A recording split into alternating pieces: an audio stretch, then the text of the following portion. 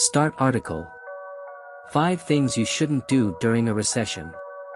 In a slow economy or a total recession, it's best to control your spending and not take undue risks that could jeopardize your goals. A recession can hurt your personal finances. Being prepared and taking some simple steps to reduce your risks can help you weather the economic storm. Below are some of the financial risks everyone should avoid during a recession. Becoming a cosigner.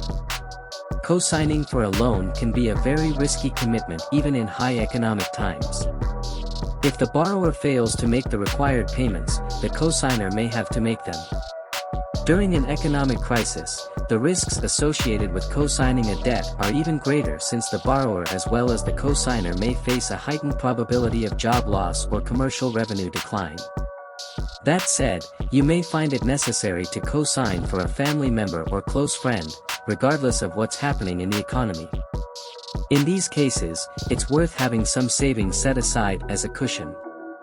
Or, instead of co-signing, it may even be preferable to help with a down payment or make a personal loan instead of getting caught up in the co-signed loan. Getting an adjustable rate mortgage, ARM. When purchasing a home, you may opt to get an adjustable rate mortgage, ARM. In some cases, this move makes sense. While interest rates are low, the monthly payment will also remain low.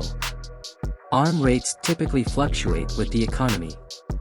When interest rates are low, the payment on an ARM is also low, but when rates rise, so does the payment. In an economic downturn, interest rates may fall, but they may also rise, so an ARM may not be the best choice. During a recession, it's wise to choose a fixed-rate mortgage, so your monthly payment remains constant. Taking on new debt.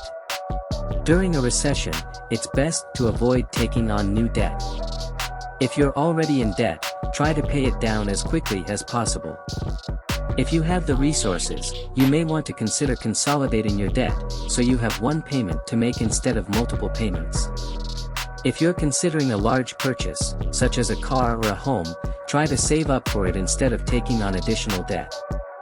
If you must take on new debt, try to make sure it's for an investment that will generate revenue in the future, such as starting a business. Leaving your job without a backup plan.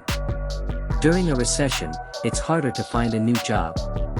If you're considering leaving your job, make sure you have a backup plan in place, such as a new job lined up or savings to tide you over until you find a new job.